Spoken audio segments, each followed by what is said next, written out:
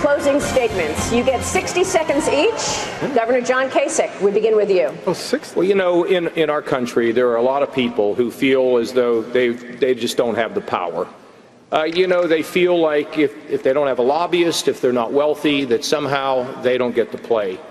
But all of my career, you know, having been raised by a mailman father whose father was a coal miner who died of black lung and was losing his eyesight, or a mother whose mother could barely speak English. You see, all of my career, I've thought about giving voice to the people that I grew up with and voice to the people that elected me. Whether it's welfare reform and getting something back for the hard-earned taxpayers, whether it's engaging in Pentagon reform and taking on the big contractors that were charging thousands of dollars for hammers and screwdrivers and ripping us off, or whether it's taking on the special interests in the nursing home industry in Ohio so that mom and dad can have the ability to stay in their own home rather than being forced in a nursing home. Look, that's who I stand up for. That's who's in my mind's eye. And if you really want to believe that you can get your voice back, I will tell you, as I have all my career, I will continue to fight for you because you're the ones that built this country and will carry it into the future. Thank you. Governor Bush. Who can you count on to keep us safer, stronger, and freer? Results count. And as governor, I pushed Florida up to the top in terms of jobs, income, and small business growth. Detailed plans count. And I believe that the plan I've laid out to destroy ISIS before the tragedies of San Bernardino and Paris are the right ones. Credibility counts. There'll be people here that will talk about what they're going to do. I've done it.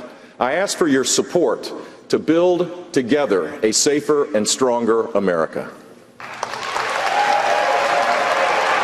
Governor Chris Christie. Maria Neal, thank you for a great debate tonight. When I think about the folks who are out there at home tonight watching, and I think about what they had to watch this week, the spectacle they had to watch at the floor of the House of Representatives, with the President of the United States who talked a fantasy land about the way they're feeling. They know that this country is not respected around the world anymore. They know that this country is pushing the middle class, the hard-working taxpayers backwards. And they saw a president who doesn't understand their pain and doesn't have any plan for getting away from it. I love this country. It's the most exceptional country the world has ever known. We need someone to fight for those people. We need a fighter for this country again.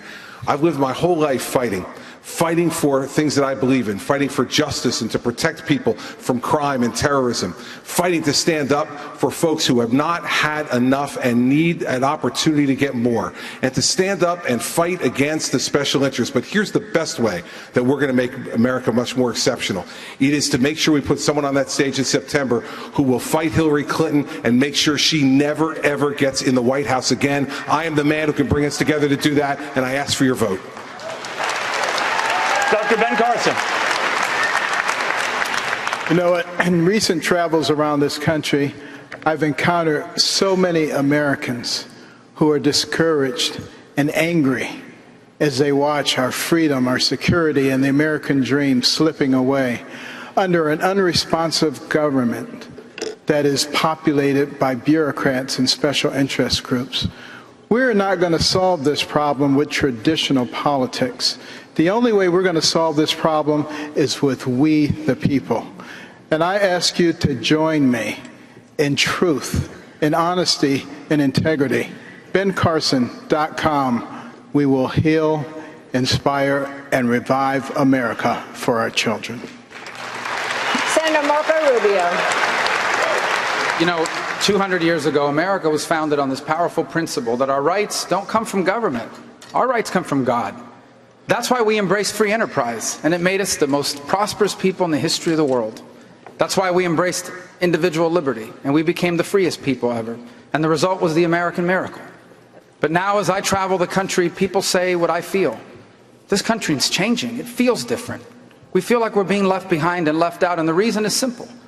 Because in 2008, we elected as president someone who wasn't interested in fixing America. We elected someone as president who wants to change America, who wants to make it more like the rest of the world. And so he undermines the Constitution, and he undermines free enterprise by expanding government. And he betrays our allies and cuts deals with our enemies and guts our military. And that's why 2016 is a turning point in our history. If we elect Hillary Clinton, the next 4 years will be worse than the last 8. and our children will be the first Americans ever to inherit a diminished country.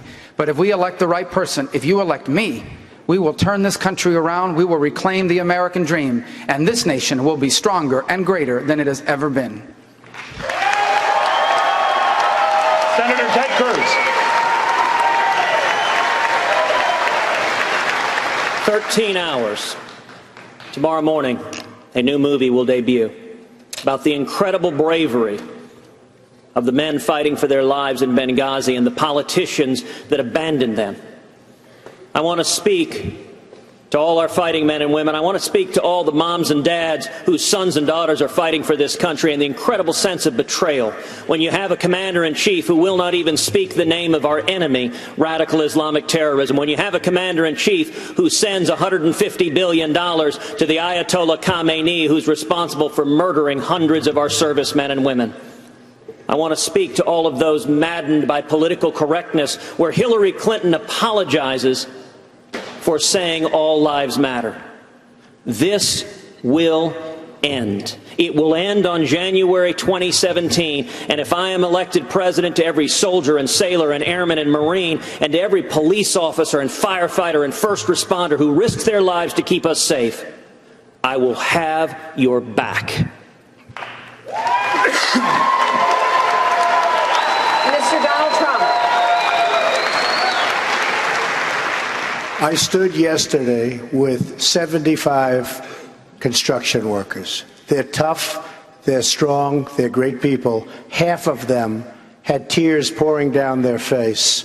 They were watching the humiliation of our young 10 sailors sitting on the floor with their knees in a begging position, their hands up, and Iranian wise guys having guns to their heads. It was a terrible sight. A terrible sight.